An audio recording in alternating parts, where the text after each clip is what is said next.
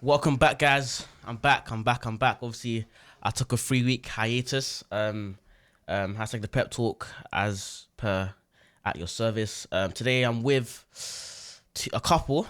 Obviously, it's not a usual couple, but obviously I'm here with the notorious No Shade podcast. I'm with Esther. I'm with Esther, and I'm with Akia. How are you? We're good, thank you. Thank you for having us. I feel like we've never had Notorious. Yeah, that's different. That's very different. Nah, Kind of like it though. when I listened to you two's podcast, like I was obviously like when I listen to other people's podcasts as my own, I've got my own podcast. I like to not take notes, but I like to see, okay, cool. So what do they have that I don't have, or what do they have that, you know what I'm saying? And obviously, one thing that I think you two have, and I was really not surprised, but I was really like, wow, that's actually crazy. That you two are literally having a conversation. Like it's not.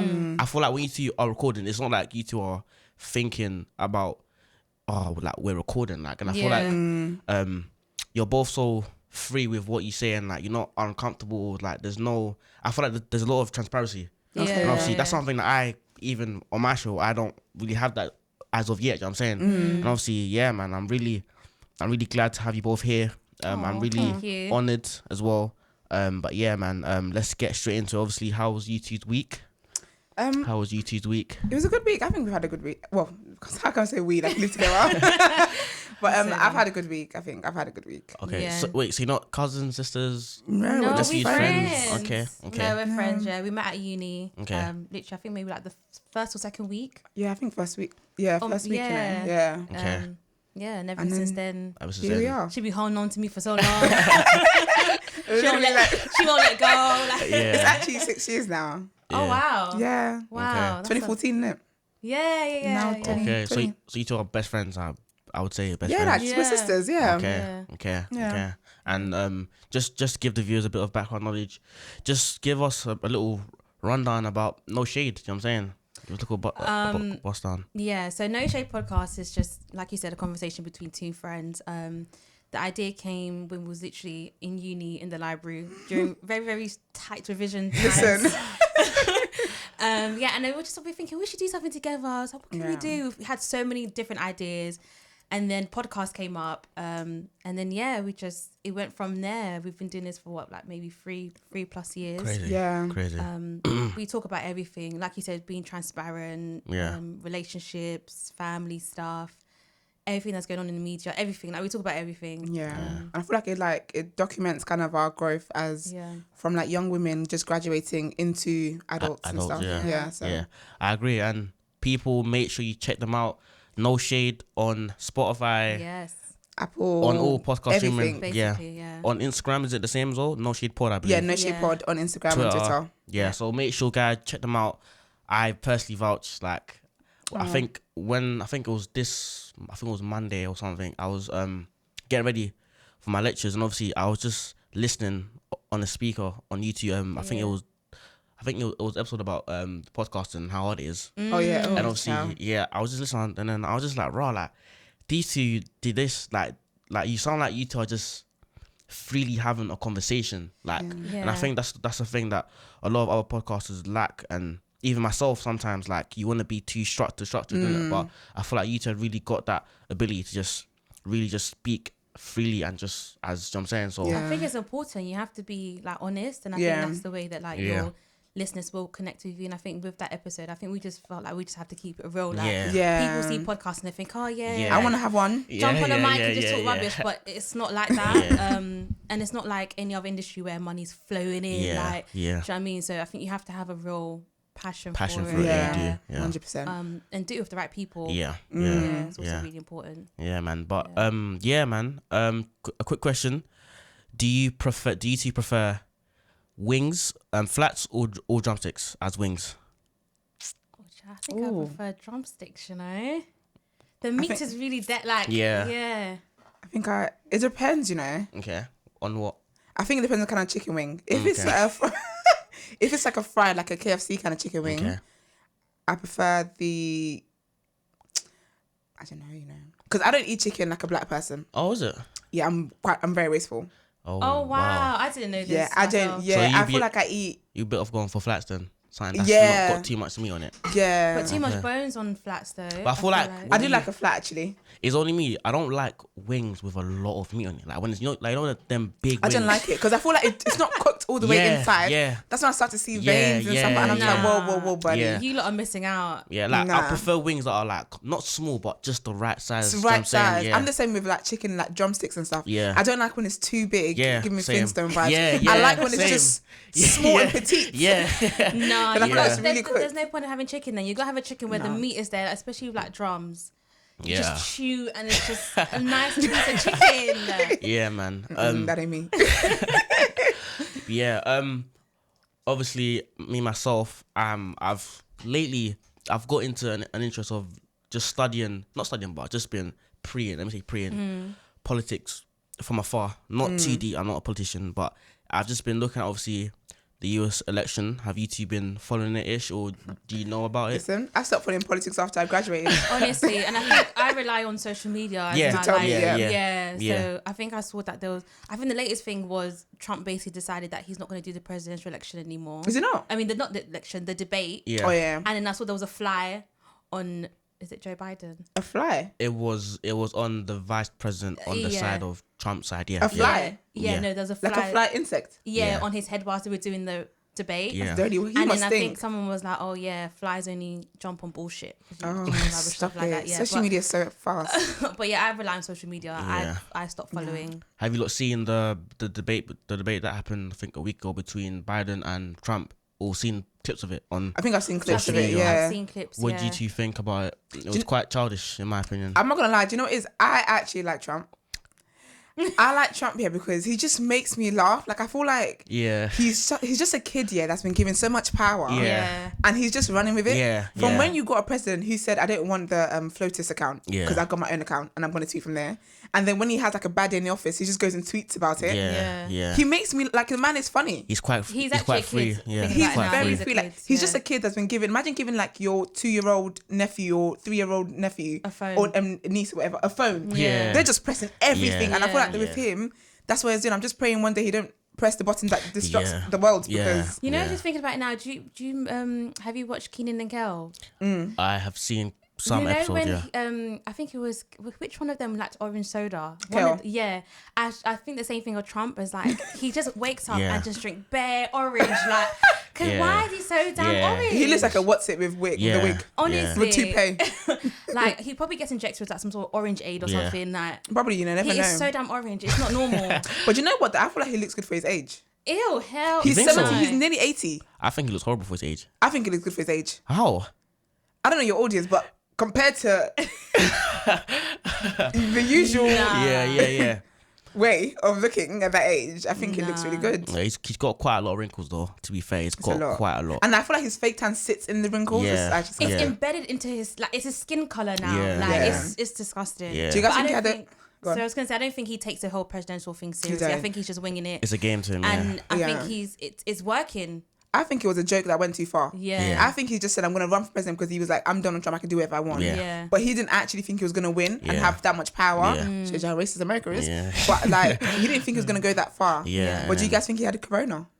I don't think he did. You don't think he did? I don't think he did. He didn't.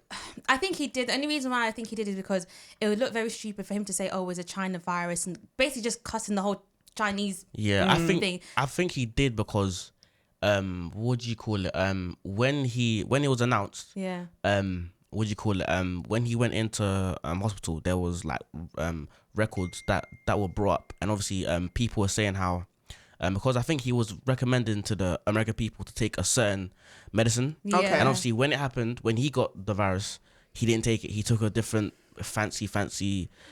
Like he got the best treatment in the world, didn't it? And obviously he was exposed, and obviously he started to just he just talks his talk in it. But I think he did. I don't think he did, because I feel like he's been doing this whole thing of, you know, the coronavirus, it's not that deep. Every other country is making a big deal out of it, blah, blah. And it's election season in America. And I think that a lot of Americans are worried about the coronavirus. So I feel like for him to then, I think it's definitely a stunt. It's definitely propaganda. I feel like it's to let them know, like, listen, it's not that deep. Even I've had it, because he keeps saying that I've had it, because for me, I don't see how you can have the coronavirus but then you're out on this, you left hospital to go and do a wave. Yeah. Sir. It but makes then sense. he's he's this president, like he can at this point you can discharge yourself, like you can, if you're in hospital. Yeah, but if you've got coronavirus that's contagious, you're not meant to do that. That man can do whatever he wants to do. But I feel like that's why I feel like it's fake, because he just wants to show everyone that, you know what, it's not that deep, you're fine with it, because you can't do that. He was telling people to drink bleach as well at one point. Yeah, I remember he was saying, which is mad, and I was just like, so when are you gonna drink yours? And you know bleach to, exactly. And I feel like that was the first time as well he addressed it as coronavirus. The other time he called it China virus. Yeah. But I feel like I don't think that man had nothing. If he didn't have it, then it could be a thing of him trying to cop out of the debate and stuff like that. Yeah, it could be a tactic to try and, I don't know, make people think, oh yeah, like I'm human as well. Like, exactly, and that's what it is, because he said that. He was like, oh, even I've had it, so you've got nothing to be scared about. It's not that scary, blah blah. So for me, I feel like, and how you gonna heal so quickly in 3 days? Sorry, bye. And but then a lot of people also say they didn't think Boris had it as well. No, Boris definitely, that man nearly died. So he definitely had it. But see, like when Boris had it, he put someone else in charge. Like, there was protocols for these things. When Trump did it, he said, "Don't worry, I work from home." Yeah, a man went to hospital and came back 3 days later and said, "I'm good." The day after he went to hospital, he went to do a wave. Like to drive. So I was thinking, so the driver of the vehicle is he immune to coronavirus? Is he? And even the people in the White House as well, they were. I think there was a wave, and then he took off his mask to try to show, But a lot of people are cussing him for it though, saying that him coming back home, he's putting a lot of the White House staff at risk. The racists don't care, but they're just gonna vote that man in. Do you guys think he's gonna win? But someone did. Do you know someone did in the debate? Not debate. What's the thing when they predict the predictions? Apparently Biden's winning. Yeah, apparently he's gonna win this time. But the thing is, last year, well, the last election, Hillary, Trump was losing. Yeah, and then he just somehow won. So I don't know. Maybe some corruption going on somewhere. Do you know what it is? Yeah, it's covert racism, hun. Yeah. Because a lot of racists are not very loud. So in public they'll be like, Trump is Yeah. But when they go to that ballot paper, they're like Trump. Yeah. Do you believe in Biden? Well, would you believe him to be the man to take America forward in the right way? Do you know, I haven't paid attention to him. I'm not gonna lie to you. Because I feel like I have this thing about people want to be in vice president and then being power hungry and then coming back for more. I just think that you did what you did with a powerful man, my friend. Keep it at that. Have a seat. Yeah. And I think him choosing that black lady as well was very tactical. Yeah. Because I think he knows he's trying to get the black vote, people, so it's like, and they fought for it as well. Yeah, and especially because he was working with Obama before, so it's like, okay, I'm still part down of you guys. Yeah, I'm still black. You know, I could be invited to the cookout party. So exactly, let me invite her over, and then we can. But that's kind of what Hillary did as well. Do you remember? And she had all these random celebrities came and shouting us to go to vote. I said, nah, it's all. But then that's what politics, isn't it? It's all tactical. It is. And it's all a mind game, really. Yeah, it is. You just have to. Just one of the people to be honest. Yeah, they're both bad, really. Yeah. It's just which one is the worst out of the worst. And that's what it is, because Hillary wasn't great for America anyway. Yeah. But she was a lesser evil. Yeah, basically. Yeah. That's what it is. But yeah, man, people, we're about to jump into some dilemmas. Obviously, I've had a lot of requests. I've had a lot of people telling me when I'm gonna do it again. But yeah, man, we're back. So let's just get straight into them. Yes. Okay. So the first dilemma. Oh, gosh.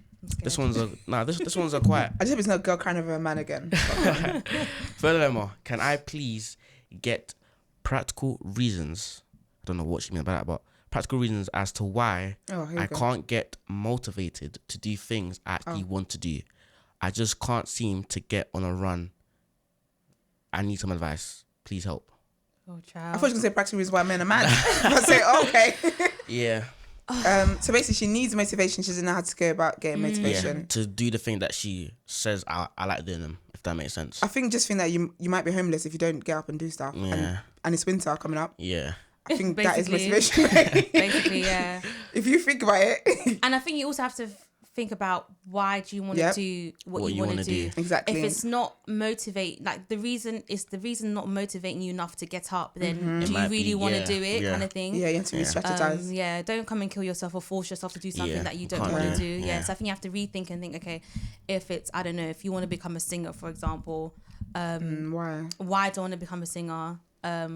Who can I learn from? Because I think a lot of times, people don't know who to talk to when they want to do stuff. Like if you need a mentor, or if you need to go to, I don't know, some sort of singing lessons or something, you know. But yeah, I think you have to find a reason. Yeah, I think it's hard because like there's always like a grey area where like you have to find the balance between do I want to do this or am I currently just unmotivated to do it? So I'm saying, so I feel like what I would recommend is do something like sit yourself down, get a pen, paper, and just write down, cool, why do I want to do this? Yeah. Who's like, am I doing this for my family, myself? Yeah. Reasons why you want to do it. You know what I'm saying? So yeah, I just feel like, because even myself, sometimes like you struggle with, I don't want to go to this lecture, or I don't want to do this and that, but you got to think, cool, why do I want to do this? Who's like, is it going to benefit me in the future? You know what I'm saying? So yeah. But I feel like also as well, I feel like we need to stop kind of relying on motivation. Like motivation is a feeling. Like if I was to ever, and if everything I do, I have no motivation to do it. If I'm being dead honest, like I just want to be in bed chilling. So everything I do, I don't have motivation to do it. And if I decided to sit down and rely on motivation to actually get stuff done, I wouldn't get anything done. So I feel like stop relying on motivation to do stuff and just get up and do stuff. Like get up and do what it is that you need to do, rather than put the feeling behind it. Yeah, no, because even touching on that, I think I used to be somebody that I'd be like, okay, I'm gonna do it, and they'll be like, okay, I'll do it at 2:00, I'll do it at 4. And then before I know it, the day is done. Pushing it back, And I'll do it tomorrow. Exactly. But I've realised that, you know what, actually, if I want to do something, okay, I need to get up now and do it. Otherwise, I'm never gonna get it done. Or you never get it done. So I think you need to study yourself and learn yourself and know what type of person you are. Are you somebody that likes to procrastinate? If that, then maybe set yourself some sort of deadlines. You know, by 2:00, okay, I need to be done with this. So do you know what I mean? Yeah. And that also works. And I feel like touching on the first thing you said about the reasons why, also kind of think of why it is, when you're thinking about why it is you want to do something, think about like, are you doing it because everyone's expecting to do it? Are you doing it because, you know, it's what you actually want to do? Because I feel like even, say for example, it's like something creative. You might be doing it because you feel like that's where money is, or because you see everyone else doing it. You're thinking, actually, maybe I should jump on that as well. So think of like why it is that you want to, the actual reason behind wanting to do what it is that you're doing. And if you're at uni as well, is that you don't enjoy your course? Like, is it that module you don't enjoy it? But sometimes as well, I feel like you can't, this is why I say you can't rely on motivation, because sometimes to get to the next level, you actually need to get something done. Like, unfortunately, life is not fair where we get to pick and choose what inconvenience and what conveniences we want. So sometimes you just have to just get up and just do it. Just do it, man. And envision yourself as well having the lavish life that you want, whatever it is that you want to do. Like, envision yourself being that person that's done it, kind of thing. And if you can see yourself doing it, then you better get out your bed. ASAP. Man. But that's what you said was a good point. Like, sometimes like you're not always gonna like, don't rely on motivation to get you going, because literally like you be there waiting for you've been there to listen. It's true, man. I've noticed, mate. It's true. But moving on, this one's a bit of a sticky one still. I've got a daughter. She is right now 5 years old. However, I'm thinking about the possibilities of when she gets to 18 years old and she's always going to be coming home late. I'm also thinking about occasions where she may start to have a boyfriend, and obviously, you know how it gets, late night calls, coming home late, and he's saying, what advice would you give someone who's approaching that stage of their life? Listen, sir. You're thinking too far ahead. I was gonna say you don't want to hear my advice, because I think she's only 5. Let me speak. Do you know what's let me funny? speak here as a male. Let me speak as a male. Yeah, I think every male, or most males, can agree on this or has the same opinion on this. Yeah, having a daughter is scary, or the prospect of having a daughter is scary. Why for a is it number scary, of reasons. though? For a number of reasons. Reason being, one, females are generally the gender that require more care, just more care. Let me say that. You know what I So mean? do men. Of course, but obviously I feel like females need that extra care. That extra, Women. Yes. Women. Okay. And obviously, like, you hear all these stories their females been turned into a prostitute, or they're females, or even So do men. of course, and obviously, like, you hear like a lot of stories, and it's just been pushed out more than males to be like females to be more Vulnerable. Yeah. Okay. And obviously, as a male, you're always gonna have that at the back of your mind, even though, like, even if like you don't want to. So obviously, I know women are always saying, like just trying to make things fair and just trying to like put the point across that, like, it's not like that, or why is it scary, or you know what I'm saying? But coming from a male perspective, you have to understand that like these things are very much real, and obviously these things are very much pushed out into society. You know what I'm saying? Yeah. So yeah. Do you know why I think men are scared to have daughters? Because y'all are hoes. Y'all are hoes, and you think that your daughter is going to get the same. She's going to meet a man like you. Okay. Because if you're a good man and you know you're going to raise your daughter like the queen that she is and instill some good values in her, you have nothing to scared about. Like, how am I going to look at my daughter? I know I'm going to raise her in a lovely Christian home, and I'm going to look at her like you might be a stripper one day. Or you might be a thot one day. No. Hey, it's not going to happen. Yeah. But also, the guy that sent the dilemma in, Okay. he needs a job. So he needs a job. Because how are you sitting there watching your 5-year-old poor baby just wants to watch Peppa Pig, and you're sitting there thinking, oh damn, she might be in a strip club one day. Way too far ahead. He needs a job. Okay, and also Several. Okay, let me speak on behalf of males again.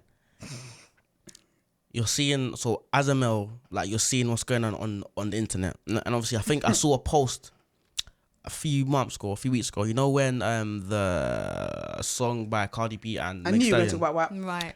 came out. There was a lot of males that came out and said they wouldn't want their daughter to listen to this. This will give a bad influence on females who are younger and females that look up to these people. And obviously, I disagreed and I agreed to that point. Okay. I agreed because I believe that as a role model, you should always be trying your best to set an example. And even though it's not your job to like be an example to people, but automatically when you become a role model or a celebrity, it just comes with it. So you can't say it's not my job, or like I've seen a lot of people saying, oh, like why can't you just raise your kids the right way? And obviously, but yeah, like I just feel like as a role model, like you shouldn't be pushing out messages or just things that will potentially could tamper with a young male or female's mind to make them think, okay, that's cool, when it's really not. Do you know what I'm saying? And even some parents, they may be Christians, Muslims, and obviously they may their daughters, they might want to raise their daughters in that side. Do you know what I'm saying? So it's like when these celebrities are going around and just pushing out these things, it kind of worries you as a female or a male. Do you know what I'm saying? And obviously, I don't want to just push the female perspective of art. It's only Cardi B. You know what I'm saying? Obviously, male do that as well. So yeah. It's mad because I just feel like Cardi knows who her target audience is. Okay. If you know you've raised your daughter to not listen to Cardi B WAP, she'll not go listen to WAP. Okay. And at the end of the day, I just feel like we're all our own like human beings. I think you can't really filter what your daughter or your son's going to really listen to because it's out or there. or what they're going to be. Yeah, it's really down to the individual and what you've taught them. Okay. So for example, if we listen to WAP, we're not going to be like, okay, we're going to be busting it down the road for the next man. Like we know, okay, it's a song that we can listen to, but we can remove ourselves from the song and be like, okay, I'm still this person and this is the type of morals that I have. Yeah. But because Cardi B is telling me to wear ass bushy, me too, I'm going to say hi.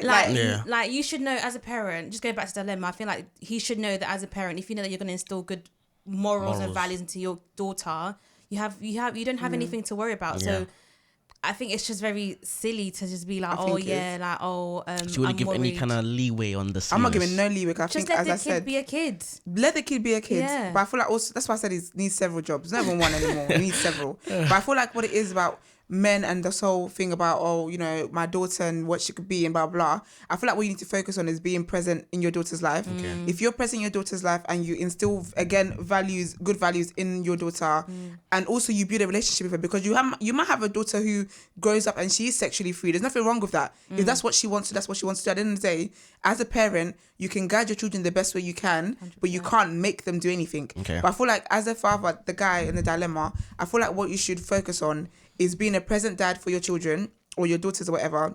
Be a present dad for your children and just be them, be close to them, where they're comfortable to tell you anything. So even if they have their heartbreak or whatever, they can come to you and talk to them.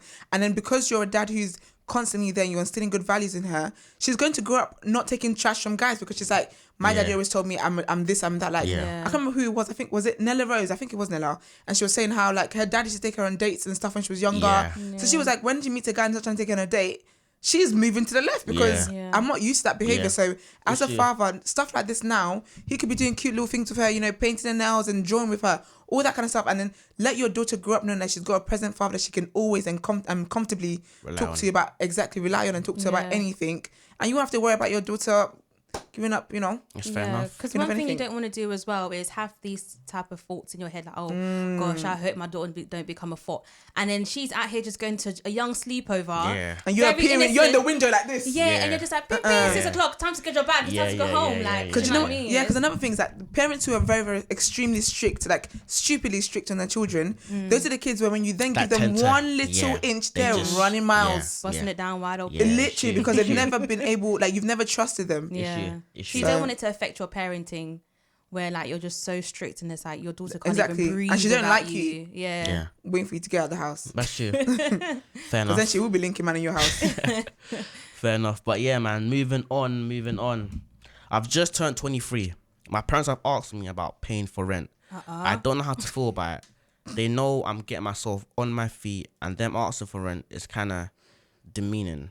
What do you think, or am I thinking too much? That's a demeaning, yeah. I mean, it's a bit dramatic with the parents, but you're dramatic as well. I think I have a 50-50 What do you think about thought of what do you think about parents asking for rent from their children when they reach a certain age? I think it depends on the situation, you know. If you're at home, for me, I feel like it depends on the family situation. Like, if, for example, your parents not doing well financially, and you're at home and you're not doing anything to try and help, like little things like cleaning the house or when you can, like just little things like, you know, taking the chicken out when they say take chicken out, like and you're just there useless, and then you're working as well. Say you're working part-time and all they can see is you buying Balenciaga this, that. I can understand why they ask you for money.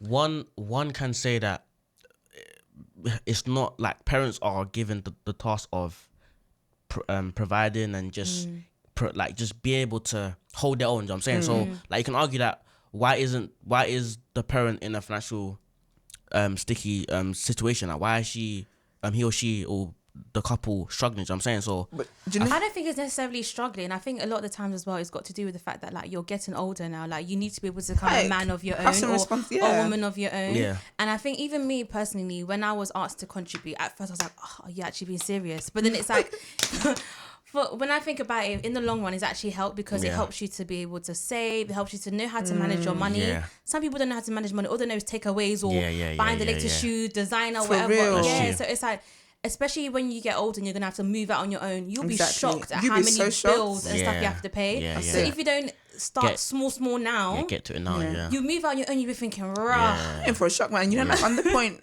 that you said, I feel like, yes, it is absolutely parents' responsibility to, you know, provide for themselves and all that kind of stuff. But I feel like it is a responsibility and they should do it for themselves. But then sometimes if you can see, I mean, it depends on how your moral compass is set and like how your heart is set, really. Because like, for example, my mom was struggling. I can't see myself going Hakkasan every other day if my mom's struggling like that. My heart cannot do that. Do you get what I mean? But I feel like also though, as much as parents do have a responsibility to take care of the children, because I didn't ask to be here, I feel like that is until you're an adult. When you're an adult and you actually can fend for yourself, mate, you need to go and fend for yourself because unfortunately life is not fair. Same way people's parents are not rich, same way, you know, you feel like it's unfair for you to have to contribute. There's kids all over the world who are flipping 8 and having to sell stuff because their parents cannot afford it. You get me? So unfortunately, life is not like that. So I feel like your parents, if you actually, back to dilemma, if you cannot afford it, I think sit them down and talk to them about it and be like, listen, I can't afford it. I don't know if you've just graduated when you're 23. You haven't it? You should, and just you should do. Listen, tell them, listen, coronavirus, like the market job, the employment line is very long. Recession, so I feel like speak to them about it, and if they're not understanding about it, then you just now have to try and just work so that you can actually get yourself out of that situation. Maybe get a place, find something, flashy or something. Try to compromise at least. I think it's case by case, and I think, like you said, if you're not working, then it's like, okay, you're moving, like parents, you're moving mad. But I think if you are working, then it can be literally the smallest thing, like, okay, I'll contribute to the shopping, or I'll contribute to the telephone bill or the Wi-Fi. Like, it doesn't have to be actual rent, but you're paying 500 or 600. Like, it can be like something small is £20. Do you know what I mean? You've got to start off somewhere. But if you're working, you're not doing any. Some parents don't mind. Some parents will let you save up your money. You don't have to pay a penny. Whereas some parents, I think it's just more like, I want you to be able to fend for but yourself. I feel like with parents, when some parents, not all actually, but when they ask you for rent, is because you're actually useless in the house. Yeah. Because like I feel like they've gotten so irritated and looking at you like, so you're not gonna think, you're not gonna use your initiative to contribute. That they're like, you know what, pay rent. Like before they would have probably said, you know, contribute to this, or then they said you're such a useless somebody, pay rent. I feel you. But I think just talk to them about it. That's the best thing you can do. And negotiate what you can actually pay, because some parents would be like, oh, you have to pay this, when really you can't afford it at all. So negotiate. If you're always doing Uber Eats, I might think you have more money than you do. And parents do, you know, they see you ordering pretty little thing, misguided packages. They think you're rich. These true. times it's a discount code. Trust me. Issue, but yeah, man. Moving on. This isn't really a dilemma, but still, I've recently realized that I'm not able to communicate with my parents about really personal things to me without them having to judge me or question something. I know that this is something a lot of black people go through. What do you think? Oh Lord. Do you agree, firstly, that about the point that it's just black people? I think it's definitely not just black people. Trust me, I've got Asian friends who've struggled the same. A lot, not all black people. A lot of black people go through. I think I do agree, but I feel like it's in every culture. But I feel like because we're more exposed to our culture, that's why you always think that it's a black problem, but it really isn't. Because I've got like friends from other ethnicities, and trust me, they'll be going through the same thing. But I feel like the best thing you can do is, it's quite hard as a child. I feel like that job is left to the parent, because as a child, you're basically not inferior, but like you're looking up to the parent to try and make you feel comfortable to want to express whatever you like that. Do you get what I mean? But then, do you know what it is though? Did their parent do that? So at some point they probably didn't, which is why they're the way they are. So at some point someone needs to break that cycle. So unfortunately, you could sit and say, you know, my parents gonna have to do it, but you'll be waiting until the next world, mate. So sometimes you have to be the one to actually get up and take that initiative. But my advice would be that speak to them and be like, you know, I want to tell you guys more. I want to be able to share more stuff with you, blah, blah. And I just want you to listen to me.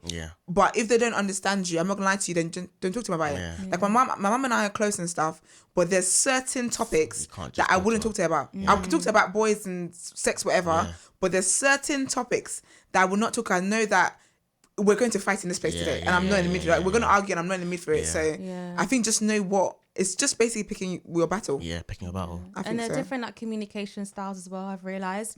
I think you've got to know your parent, because I think when you're younger, you just view your parent as like, that's my parent, my mum or my dad. But when you get older, you kind of view them more as an individual, like an actual person. Do you know what I mean? So sometimes you just got to deep, okay, my mum doesn't, or my dad doesn't communicate properly in this type of thing. So like you said, you got to know what to talk about with that person. But just sit them down and just be like, literally, like, I'm just trying to, y'all don't make me feel comfortable. Like, y'all make me feel really, really uncomfortable. And then, but I think it's just you got to learn your parents as well, I think. As much as they're trying to learn us, you got to learn them as well and know when there's a right time, because sometimes your mum will come back from work, she's stressed the hell out, you're coming to talk about something that her mind is not even we're not thinking so you got to find the right time to be like, okay, I want to talk to you about this, and then you might get the right response that you want. And I feel like touching on the communication you said, it's also kind of about how that you want to talk to them about it as well. Like I feel like we've got to be willing to teach our parents stuff, like there's stuff that I've taught my mum that she's like, okay, like now I see this differently, kind of thing. Like parents always think they're right. They know every bloody thing, and it's very annoying. But I feel like you've got to know how to kind of have the patience to teach them. Like, listen, see from my point of view, see from where I'm coming from. But I think it can be difficult because not all parents are willing to learn, and that's why I say you got to. Me, I'm someone who I don't like stress. So if I'm trying to talk to you about something and you're not really coming through, you're gone. I would just actually just be like, do you know what? I know now not to speak to you about this. Like certain things I wouldn't talk to someone about, because I'm just like, do you know what? Like I really can't bothered. So I feel like just pick which battle you're gonna do. Are you gonna go through the process of being more patient and trying to teach them, or are you just gonna be like, do you know what? Every time I come, you guys, your heart is not open to learn. So do you know what? I'm gonna leave it because makes sense. Just talk to your friends about it. I feel you.